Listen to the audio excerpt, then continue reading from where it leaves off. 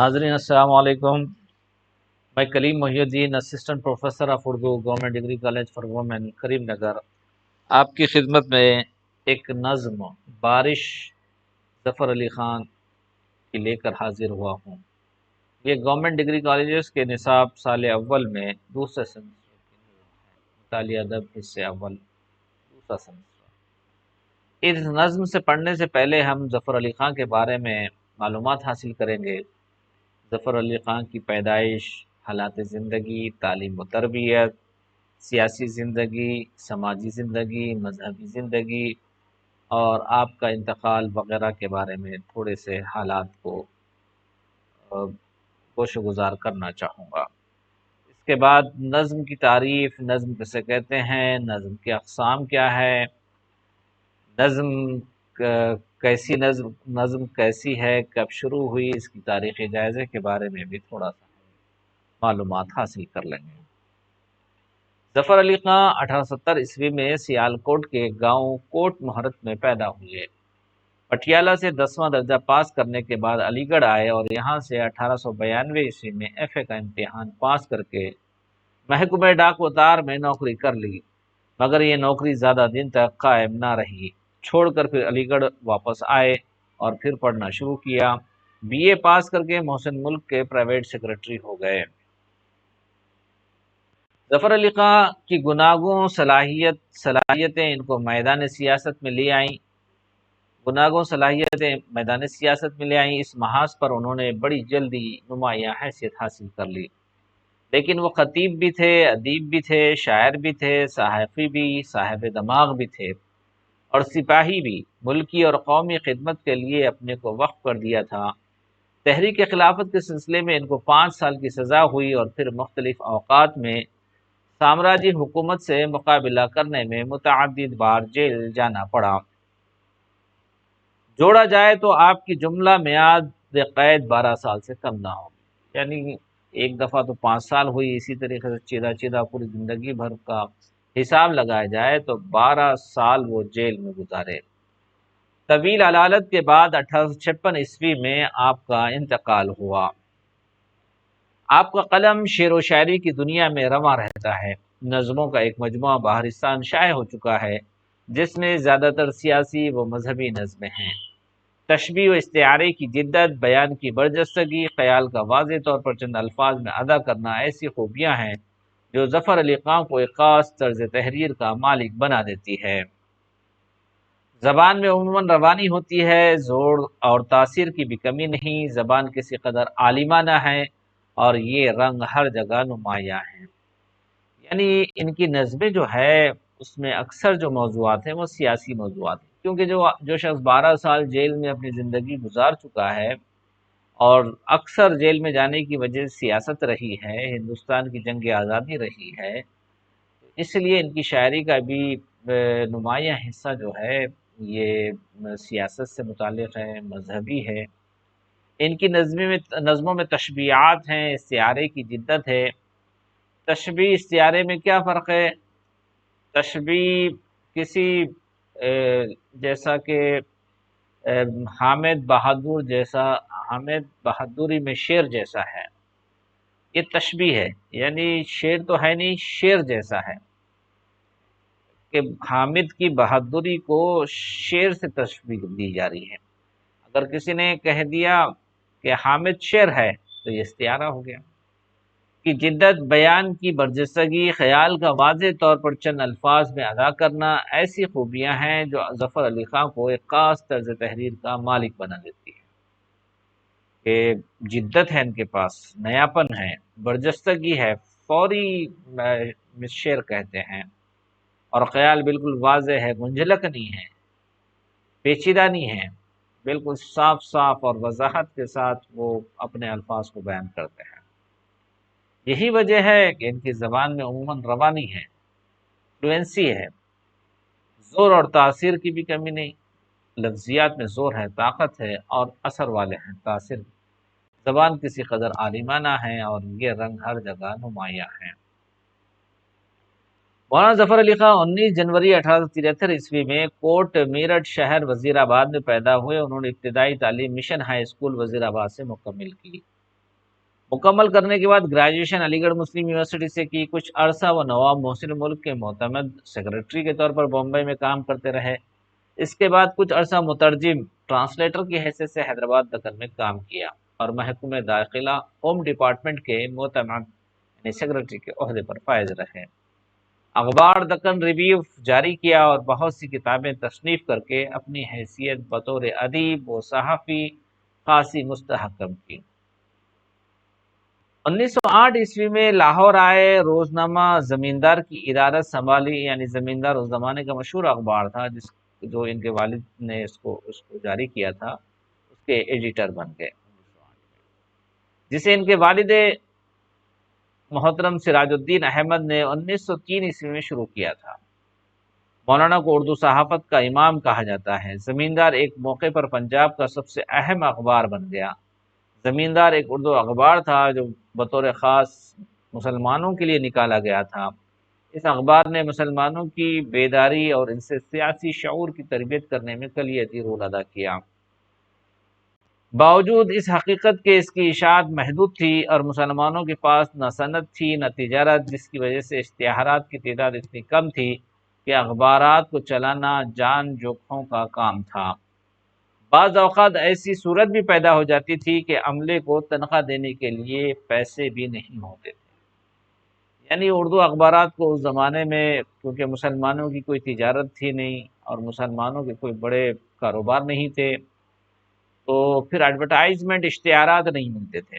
اشتہارات نہیں ملیں گے تو اخبارات چلیں گے کیسے؟ اس لیے بغیر اشتہارات کے اخبارات سے بڑی مشکل ہو گئی تھی۔ کامریڈ اور زمیندار۔ مولانا نے صحافیانہ زندگی کی شروعات انتہائی دشوار گزار اور ناموافق حالات میں کی۔ اس زمانے میں لاہور اشاعت کا مرکز تھا اور تینوں بڑے اخبار پرتاپ، محراب اور دی بھارت ہندو مالکان کے پاس تھے۔ اسی دور میں مولانا زمیندار نے تحریک آزادی کے لیے بے لوث خدمات انجام دیں۔ کامریڈ مولانا محمد علی جوہر کا اخبار، زمیندار، دو ایسے اخبار تھے جن کی اہمیت تحریک آزادی میں مسلم ہے اور دونوں کے کردار کو بیک وقت تسلیم کیا جاتا ہے۔ 1934 عیسوی میں جب پنجاب حکومت نے اخبار پر پابندی عائد کی تو مولانا ظفر علی خان، جو اپنی جرأت اور شاندار عزم کے مالک تھے، انہوں نے حکومت پر مقدمہ دائر کر دیا اور عدلیہ کے ذریعے حکومت کو اپنے احکامات واپس لینے پر مجبور کر دیا۔ اگلے ہی دن انہوں نے اللہ کا شکر ادا کیا اور ایک طویل نظم لکھی جس کی ابتدائی اشعار یہ ہیں: یہ کل عرش اعظم سے تار آ گیا، یہ کل عرش اعظم سے تار آ گیا، زمیندار ہوگا نہ تا حشر بند، تیری قدرت کاملہ کا یقین مجھے پروردگار آ گیا۔ زمیندار اور پنجاب۔ جدید مسلم Hindustan, modern Muslim India and the British Pakistan میں ڈاکٹر ایس ایم اکرام لکھتے ہیں: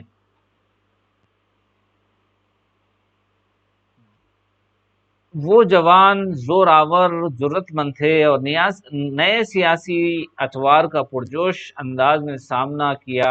ان کی ادارت میں زمیندار شمالی ہند کا سب سے اثر انگیز اخبار بن گیا اور خلافت تحریک میں ان سے زیادہ فعال کردار صرف علی برادران اور مولانا ابوالکلام آزاد ہی تھے۔ یعنی ان کے مد مقابل میں کوئی دوسرا صحافی نہیں تھا، بلکہ یہ محمد علی جوہر اور ان کے بھائی اور مولانا ابوالکلام آزاد، یہی لوگ ان کے مقابل کے تھے۔ یہ بات قابل ذکر ہے کہ پنجاب پاکستان کا واحد صوبہ تھا جس نے اردو کو اپنی زبان کے طور پر اپنایا اور اس کام کی زبان بنایا۔ باوجود اس کے کہ پنجابی صوبے کی مادری زبان ہے اور سب سے زیادہ بولی جاتی ہے، پنجابی کا اصل رسم الخط گور مکھی کو مسلمانوں نے اس لیے نہیں اپنایا کہ یہ سکھ مذہب سے جڑا ہوا تھا۔ اس طرح اردو انگریزی کے ساتھ پنجاب کی اہم لکھی جانے والی زبان بن گئی۔ دونوں تقریباً ایک جتنی مقدار میں سرکاری اور تعلیمی زبان کے طور پر استعمال ہوتی رہیں، وفات ہوتی رہیں۔ انہوں نے 27 نومبر 1956 کو وزیر آباد کے قریب اپنے آبائی شہر کرم آباد میں وفات پائی۔ ان کی نماز جنازہ ان کے ساتھی محمد عبدالغفور ہزاروی نے پڑھائی۔ پنجاب کے دانشوروں، لکھاریوں، شاعروں اور صحافیوں نے، جن میں سر فہرست علامہ اقبال اور مولانا ظفر علی خان تھے، اردو کی زلف گرہ گیر کو محبت اور توجہ سے اس طرح سنوارا کہ وہ صوبے کی لاڑلی زبان بن گئی۔ دلی اور لکھنؤ کے بعد پنجاب نے اردو کی ترقی و ترویج میں انتہائی اہم اور کلیدی کردار ادا کیا۔ اس ضمن میں کتاب پنجاب میں اردو حافظ محمد شیرانی کی بہت معلوماتی اور علمی تحقیق سے مزین ہے۔ یعنی پنجاب میں اردو جو محمد شیرانی نے لکھا بہت عمدہ کتاب ہے۔ اب ہم نظم کے بارے میں معلومات حاصل کریں۔ نظم کی تعریف: اشعار کا ایسا مجموعہ جس میں کسی ایک خیال کو تسلسل سے بیان کیا جائے اسے نظم کہتے ہیں۔ نظم کے لغوی معنی لڑی میں موتی پرونوں کے ہیں۔ تنظیم، ترتیب، نظم و ضبط کے مفاہیم میں بھی اس لفظ کو استعمال کیا جاتا ہے۔ اس طرح ہم پورے ادب کو نظم و نثر میں تقسیم کرتے ہیں، اسی طرح پوری شاعری کو ہم غزل اور نظم میں تقسیم کر سکتے ہیں۔ یہ نظم کے محدود تر اور جدید تر معنی ہیں۔ ادب میں جب نظم کا لفظ استعمال کرتے ہیں تو اس کے معنی نثر کے مخالف مفہوم کے ہوتے ہیں، اور اس میں ان ساری اصناف کو شامل کر لیا جاتا ہے جو نثر میں نہیں ہیں، جیسے مثنوی، قصیدہ، غزل، رباعی، نظم وغیرہ۔ گویا لفظ نظم وسیع تر معنوں میں ساری شاعری کے لیے بھی استعمال ہوتا ہے، لیکن بطور اصطلاح اس لفظ کے معنی کسی خاص عنوان، ترتیب اور تسلسل کے ساتھ شاعری میں اظہار خیال کے ہیں۔ نظم میں ایک مرکزی خیال ہوتا ہے اور معنوی سطح پر اس میں ارتقاء بھی ضروری ہے۔ نظم میں تسلسل اور تاثر بھی ہونا چاہیے۔ نظم کے لیے نہ تو حیت کی قید ہے اور نہ موضوعات کی اور نہ اشعار کی۔ چنانچہ اردو شاعری میں مختلف حیتوں اور مختلف موضوعات پر نظمیں کہی گئی ہیں، جیسے مقمص، مسدس اور غزل کی حیت میں نظم اشعار کی تعداد بھی مختلف رہی ہے۔ یعنی مقمص، مسدس، مثلث اور رباعی یہ نظم کے مصروں کے اعتبار سے نظمیں ہیں۔ یعنی مثلث، ترائیل یہ 3 مصروں والی نظمیں ہیں، رباعی اور مربع 4 مصروں والی نظم ہے، مقمص 5 مصروں والی نظم ہے، مسدس 6 مصروں والی نظم ہے۔ یعنی ایک بڑی نظم میں مقمص کے فارم میں، حیت میں یا مسدس کی حیت میں بند ہوتے ہیں، یعنی 6 مصروں کا ایک بند۔ اسی طرح سے 5 مصروں کا ایک بند، 5 مصروں کا جو بند ہوتا ہے وہ مقمص کہلاتا ہے، یا 5 مصروں والی نظم ہوتی ہے۔ اور غزل کی حیت میں نظم میں اشعار کی تعداد بھی مختلف رہی ہے۔ غزل کی حیت بھی الگ ہے، نظم میں اشعار کی تعداد بھی مختلف رہی ہے۔ نظم کی 4 قسمیں مشہور ہیں: ایک پابند نظم، معرہ نظم، آزاد نظم، نثری نظم۔ پابند نظم کے اندر ردیف اور قافیہ، بحر، وزن کی پابندی ہوتی ہے، یعنی اس میں ساری چیزیں ہوتی ہیں، ردیف بھی ہوتا ہے، قافیہ بھی ہوتا ہے، وزن بھی ہوتا ہے، بحر بھی ہوتا ہے۔ جبکہ معرہ نظم میں قافیہ اور ردیف کی پابندی کرنا ضروری نہیں ہے، چاہے کر لے چاہے نہ کرے، لیکن وزن اور بحر ہوتا ہے۔ آزاد نظم کے اندر مصرے چھوٹے بڑے ہو سکتے ہیں، چھوٹا بڑا، لیکن وزن بھی ہوتی ہے، بحر بھی ہوتا ہے۔ لیکن نثری نظم کے اندر وزن اور بحر نہیں ہوتا، بلکہ اس میں آہنگ ہوتا ہے، رائمنگ الفاظ ہوتے ہیں۔ یہ ہے پابند نظم میں بحر اور قافیہ وغیرہ تک کی ترتیب اور پابندی ضروری ہے۔ غزل کا ہر شعر معنوی اعتبار سے آزاد اور مکمل ہوتا ہے، جبکہ نظم میں ایک شعر دوسرے شعر سے مربوط ہوتا ہے۔ غزل میں کیا ہوتا ہے، شاعر کو ایک ہی شعر کے اندر پورا مفہوم ادا کر دینا پڑتا ہے۔ ایسا نہیں ہوتا کہ ایک شعر سے دوسرے شعر کا ربط ہو، تسلسل ہو، نہیں۔ غزل کی خاص خوبی یہ ہے کہ شاعر کو 2 مصروں کے اندر اپنے پورے خیال کو باندھ دینا پڑتا ہے، جبکہ نظم کے اندر ایک شعر سے دوسرے شعر کا ربط ہوتا ہے، تسلسل ہوتا ہے، ایک دوسرے سے ربط ہوتا ہے، باہمی مربوط ہوتے ہیں۔ یہ خاص بات ہے۔ غزل میں موضوعی اعتبار سے کثرت ہوتی ہے۔ غزل کا موضوع ہر شعر میں ایک نیا موضوع، لیکن نظم میں وحدت ہوتی ہے، ایک ہی موضوع ہوتا ہے، اسی موضوع پر پوری نظم لکھی جاتی ہے۔ نظم کے اشعار موضوع اور خیال کے اعتبار سے ایک دوسرے سے پیوست ہوتے ہیں، ایک دوسرے سے ملے ہوئے ہوتے ہیں۔ یہ وہ صنف سخن ہے جو غزل کے مقابل ہر زمانے میں موجود رہی۔ اس طریقے سے غزل بہت پہلے سے ہے، اسی طریقے سے نظم بھی بہت پہلے سے ہر زمانے میں موجود، قلی قطب شاہ کے زمانے سے موجود ہے۔ قلی قطب شاہ کے پاس جو نظمیں ہیں اس میں بسنت ہے، ساون ہے، مرگ ہے، اور دیوالی ہے، ہولی ہے، عید عید ہے، عید کا چاند ہے، محرم ہے، یہ ساری چیزیں قلی قطب شاہ کے پاس ملتی ہیں۔ قلی قطب شاہ کو اردو کا پہلا صاحب دیوان شاعر کہا جاتا ہے۔ اس کے پاس غزلیات کا پہلا مجموعہ اور کلیات کا پہلا مجموعہ قلی قطب شاہ کے پاس ہے۔ اس سے پہلے کسی نے کلیات اور کسی کے پاس دیوان نہیں ملتے۔ یہ اردو کا پہلا صاحب دیوان شاعر ہے۔ نظم کے اشعار موضوع اور خیال کے اعتبار سے ایک دوسرے پیوست ہوتے ہیں۔ یہ وہ صنف سخن ہے جو غزل کے مقابل ہر زمانے میں موجود رہی، جس کی مثالیں ہمیں محمد قلی قطب شاہ سے لے کر عہد حاضر تک بکثرت ملتی ہیں۔ پابند نظم کے مشہور شعراء میں قلی قطب شاہ، نذیر اکبر آبادی، اکبر الہ آبادی، اقبال، حالی، چکبر، سرور جہاں آبادی، طلوق چند محروم، جان نثار اختر، اختر الایمان وغیرہ مشہور ہیں۔ جدید نظم کو شعراء میں تصدیق حسین خالد، میراجی، فیض احمد فیض، مجید امجد، مخدوم محی الدین، علی سردار جعفری، اختر الایمان، قاضی سلیم، کمار پاشی، بلراج کومل، عزیز قیسی، وحید اختر، سلیمان اریب اور شاہ سلطنت قابل ذکر ہے۔ نظم مرہ اور آزاد نظم کے بعد جدید اردو شاعری میں نثر نظم کا بھی تجربہ ہوا ہے، جس میں کسی بحر کی پابندی نہیں ہوتی بلکہ صرف آہنگ کا خیال رکھا جاتا ہے۔ نثر نظم ابھی تجرباتی مراحل میں ہے، یعنی ابھی اس پر تجربات ہو رہے ہیں، نئی نئی چیزیں اس میں آ رہی ہیں، امینڈمنٹس آ رہے ہیں، بدلاؤ آ رہا ہے۔ اب نظم دیکھتے ہیں۔ بارش ابر تھا چھایا ہوا اور فصل تھی برسات کی، تھی زمیں پہنے ہوئے وردی ہری بانات کی، آفتاب اوڑے ہوئے تھا چادر ابر سیاہ، برق کی چشمک زنی سے خیرہ ہوتی تھی نگاہ، بادل اتنے میں در ناسفتہ برسانے لگے، داستان قلزم وہ اما کو دہرانے لگے۔ ابر تھا چھایا ہوا اور فصل تھی برسات کی، فصل کے معنی یہاں موسم، برسات کا موسم تھا، زمین پہنے ہوئی وردی ہرے بانات کی، زمین کو شاعر نے وردی پہنا دیا، حالانکہ زمین وردی پہنتی نہیں ہے، اور کیسی بارش کی وجہ سے جو سبزہ آ گیا، جو سبزدار پودے اگ گئے، تو اس کو ہری بانات کی سے وہ کر دیا ہے، یہ پہنے ہوئے ہیں، بانات پہنے ہوئے ہیں۔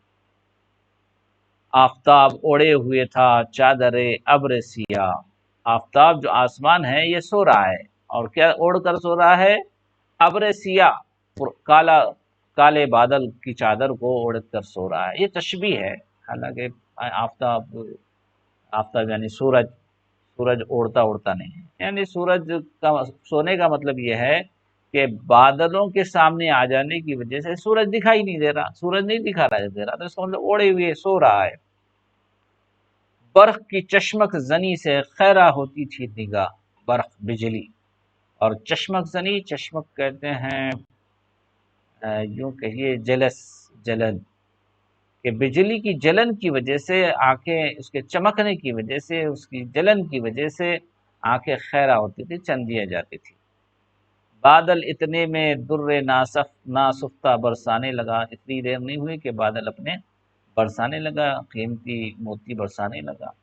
داستان قلزم وہ اما کو دہرانے لگا، قلزم، داستان قلزم یہ بحر احمر کو کہتے ہیں، دریائے قلزم، اور جو ہمیشہ بھری ہوئی ہوتی ہے، کبھی خالی نہیں ہوتی، اور اس کو بارش کی وجہ سے یہ ندی، یہ دریا جو ہے بحر احمر جو ہے بہت بھرا ہوا ہے، اس کو تاریخ ہے۔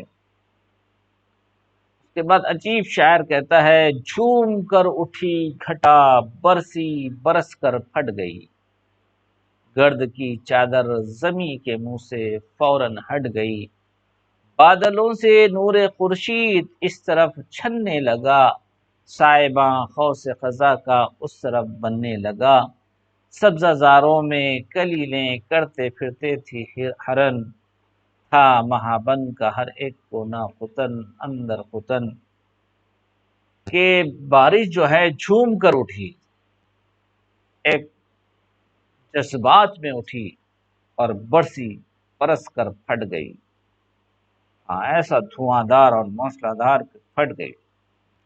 اس کی وجہ سے کیا ہو گیا؟ گرد کی چادر زمیں کے منہ سے فوراً ہٹ گئی، زمیں کے منہ پر جو چادر تھی گرد کی، ڈسٹ کی، وہ فوراً ہٹ گئی۔ ڈسٹ جو ہوتا ہے گرما کے موسم میں ہوتا ہے، بارش ہوتی تو ڈسٹ ختم ہو جاتا ہے۔ یہ تشبیہ ہے کہ بارش کی وجہ سے جو ڈسٹ تھا، جو گرد تھی، وہ فوراً زمین کے منہ سے ہٹ گئی، یعنی ختم ہو گئی۔ بادلوں سے نور خورشید اس طرف چھننے لگا، بادل کی وجہ سے خورشید یعنی سورج کا جو نور ادھر سے چھننی کی طرح چھننے لگا، سائباں قوس قزح کا اس طرف بننے لگا۔ یہ روشنی، سورج کی روشنی جب بادلوں میں سے چھن رہی تھی تو اس کا اثر دوسری طرف پڑ رہا تھا، اور اس کی وجہ سے قوس قزح بن رہی تھی، اندرا دھنس۔ ہاں، یہ قوس قزح جو ہے، جو 7 کلر ہوتے ہیں، جس میں جی آر، violet, indigo, blue, green, red, orange, یہ 7 جو کلر ہے، اس کلر کا جو قوس قزح بنتا ہے، اندرا دھنس بولتے ہیں، علی کمان بھی کہتے ہیں، اور قوس قزح ہے۔ اس کو مخدوم نے بھی استعمال کیا، کچھ نور چرایا، کچھ قوس قزح سے رنگت لی، کچھ نور چرایا تاروں سے، قوس قزح سے بھی رنگت لیے اور نور بھی چرایا تاروں سے۔ تو یہ چیزیں کہ شاعر کہہ رہا ہے کہ اس کی چھننی کی، نور کے چھننے کی وجہ سے ادھر قوس قزح میں رنگت آ رہی تھی، ادھر چیزیں سبز زاروں میں کلیلیں کرتے پھرتے تھے ہرن، ہرن جو ہے چوکیاں بھر رہے تھے، ادھر سے ادھر، ادھر سے ادھر بھاگ رہے، دوڑ رہے تھے خوشی کی وجہ سے۔ ہرن جو ہے سبزہ دیکھ کر خوش ہوتا ہے، جانور بھی اپنی غذا کو دیکھتے ہیں تو خوش ہو جاتے ہیں، تو کلیلیں بھر رہے تھے، یعنی چوکڑیاں بھر رہے تھے، سیدھے اچھل کود کر رہے تھے، تھا مہابن کا ہر ایک کنا ختن اندر ختن، یہ جو بڑا جنگل ہے اس کی وجہ سے ہر ایک کنا ختن، یہ ہرنوں کو اور ساری چیزوں کو اس کے اندر مزہ آ رہا تھا۔ جنگلوں میں مست ہو کر ناچتے پھرتے تھے مور، کو حصاروں میں چکوروں نے مچا رکھا تھا شور، ڈھل کے پہنچا تھا افق کے آسمان تک آفتاب، تھی شفق کی اس کے منہ پر ایک نارنجی نقاب، یہ نظر آرا مناظر تھے کچھ ایسے دل فریب، ہاتھ سے جاتا رہا دل میرے اور دل سے شکیب، عالم از خود رفتگی کا مجھ پہ طاری ہو گیا، جوش مستی کا میری ہر رگ میں ساری ہو گیا۔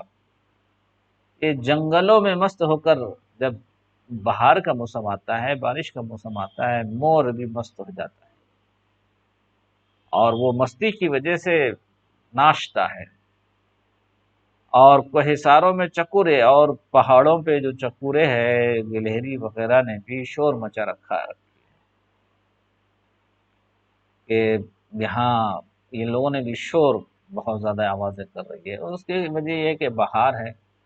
ڈھل کے پہنچا تھا افق کے آسمان تک آفتاب، آفتاب جو تھا ڈھل گیا تھا شام کے وقت میں، افق اور شفق، شفق جہاں سے سورج نکلتا ہے اور افق جہاں پر سورج ڈوبتا ہے، تو ڈھل کے پہنچا تھا افق کے آسمان تک، جب شام میں سورج ڈھل گیا تھا تو اس کے افق تک، اس کے غروب تک آسمان کے سورج پہنچ گیا تھا، فی شفق کی اس کے منہ پر ایک نارنجی نقاب، اور صبح کے وقت میں جب سورج نکل رہا تھا تو اس کے منہ پر ایک نارنجی کلر، نارنجی یعنی تھوڑا سا پیلا پن، زرد رنگ کا، یہ صبح اس کے منہ پر، یعنی آسمان کے چہرے پر سورج جو ہے ایک دم سفید نہیں ہوتا ہے، صبح صبح میں نارنجی کی طرح تھوڑا زرد ہوتا ہے، پیلا ہوتا ہے۔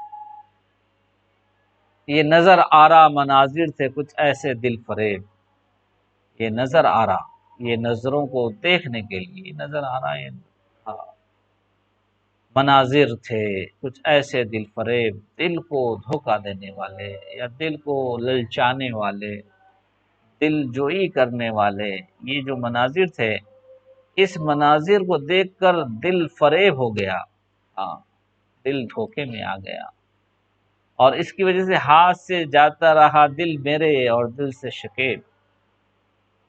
یہ دیکھنے کے بعد کیا ہو گیا کہ میرا دل جو ہے ہاتھ سے نکلا جا رہا تھا، اور دل سے شکیبائی دل سے نکل جا رہی تھی، مستی کہ دوسری چیزیں دل سے نکل رہی تھی اور یہ حسین مناظر دل میں اتر رہے تھے، جس کی وجہ سے دل بھی میرے ہاتھ سے نکل رہا تھا، یعنی میں بے قابو ہو رہا تھا، میرے دل کو بھی میں اپنے قابو میں رکھ نہیں پا رہا تھا، بلکہ دل بے قابو ہو جانے کی وجہ سے میں اس کے حسین مناظر میں ایسے محو ہو گیا تھا کہ اب آپے سے باہر ہو گیا تھا، کہ میرا دل میرے ہاتھ میں نہیں، میرا دل میرے کنٹرول میں نہیں، ہاتھ سے چلا گیا، ہاتھ سے جاتا رہا دل میرے اور دل سے شکیب، عالم از خود رفتگی کا مجھ پہ طاری ہو گیا، یعنی وارفتگی، ایک خود رفتگی، محو، کہ آپ پہ اپنے آپ میں محو ہو جانا کہ میں کہاں ہوں، مجھے کوئی خبر نہیں اپنے آپ سے، میں کیا چیز دیکھ رہا ہوں، دیکھتے جا رہا ہوں، لوگ مجھے دیکھ رہے ہیں، لوگ مجھے کہہ رہے ہیں، لیکن میں اپنے آپ میں نہیں ہوں، بلکہ ایک وارفتگی کا عالم ہے، ایک محفن کا عالم ہے، محو ہو گیا، مدہوشی کا عالم ہے کہ مجھ پہ طاری ہو گیا، جوش مستی کا میری ہر رگ میں ساری ہو گیا، اور جو جوش ہے مستی کا میری ہر رگ میں ساری ہو گیا، جاری ہو گیا، کہ اس کو دیکھ کر یہ ظفر علی خان تھے جنہوں نے اتنے بہترین انداز میں نظم لکھی تھی، اس میں ایسی بہترین منظر کشی کی، شفق کا ذکر کیا، افق کا ذکر کیا، اور قوس قزح کا ذکر کیا، مور کے ناشنوں کا اور ہرنوں کے کلیلے بھرنے کا، اور بارش کا، قوس قزح کا، بجلی کے کڑکنے کی منظر کشی کی اس نے، کالی گھٹاؤں کا، سورج کے اوڑھ کے سو جانے کا ذکر کیا، تشبیہ کی دی اس نے کہ سورج جو ہے ابھی سو رہا ہے، وہ کیا کہ کالی گھٹا کی چادر اوڑھ کے سو رہا ہے، جس کی وجہ سے چھپا ہوا ہے۔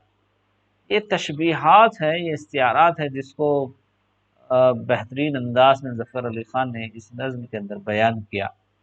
یہ ظفر علی خان واقعی ایک بہت بڑے شاعر ہیں، کیونکہ وہ ایک زبردست عالم بھی ہیں، اس لیے ان کے پاس لفظیات کی ایسی گہرائی ہے، وہ گہرائی ہے، ایسا لگتا ہے کہ لفظیں ان کے پاس ہاتھ بن کر کھڑی ہیں اور ایک ایک لفظ کو اپنی مرضی کے مطابق چھانٹ رہے ہیں اور یہ ایک ایک مصرے میں اس کی ترتیب دے رہے ہیں۔ یہ نظم ظفر علی خان کی ایک بہترین نظموں سے ایک نظم ہے جس نے قدرتی مناظر کی بہترین عکاسی کی ہے۔ ظفر علی خان کے تعلق سے بھی اب ہم اگزام کے پوائنٹ آف ویو پر آ جائیں، امتحانات کے، تو ہم کو اکثر معلوم بھی ہے، بتایا بھی جاتا ہے کہ ایک انٹرنل امتحان ہوتا ہے، ایکسٹرنل امتحان ہوتا ہے۔ انٹرنل امتحان جو ہے یہ 15 نمبر کے شارٹ کوشچنز کا اور 5 نمبر کا اسائنمنٹ ہوتا ہے، اس میں 5 کوشچنز ملٹیپل چوائس کے، 5 کوشچنز جو ہے وہ فل اپ دا بلینک سے، اور 5 کوشچن جو ہے میچ دا فالوئنگ سے، اور 5 نمبر جو ہے وہ اسائنمنٹ، یہ 20 نمبر انٹرنل ہیں، اور 80 نمبر کا ایکسٹرنل امتحان ہے جس میں 15 نمبر کا ایک لانگ آنسر ہے جس میں ایسا سوال آ سکتا ہے، ظفر علی خان کا تعارف کرتے ہوئے نظم برسات بارش کا خلاصہ لکھیے، یہ 15 نمبر میں سوال آ سکتا ہے۔ 5 نمبر کے سوالات میں نظم کی تعریف کیجیے، نظم کسے کہتے ہیں، اور 5 نمبر کے سوال میں ظفر علی خان کا تعارف پیش کیجیے۔ اس طریقے سے سوالات ہم کو امتحان کے پوائنٹ آف ویو سے آ سکتے ہیں، ہم کو اس میں تیاری کرنی ہے، اور تیاری کرتے ہوئے کہ ہم کو کہیں سے بھی سوال پوچھا جائے اس سوال کے لیے ہم کو تیار رہنا کہ امتحان کے پوائنٹ آف ویو سے کہ خصوصاً ملٹیپل چوائس کوشچن ہیں اور فل اپ دا بلینکس ہیں، یہ ایسے سوالات ہیں جس میں ہم کو پورے ان مارکس ملنے کے زیادہ امکانات ہیں۔ یہی نہیں بلکہ ایکسٹرنل امتحانات کی بھی اچھی تیاری ہو جائے تو اس میں بھی اچھے نشانات حاصل کر سکتے ہیں۔ بس کافی ہے، شکریہ۔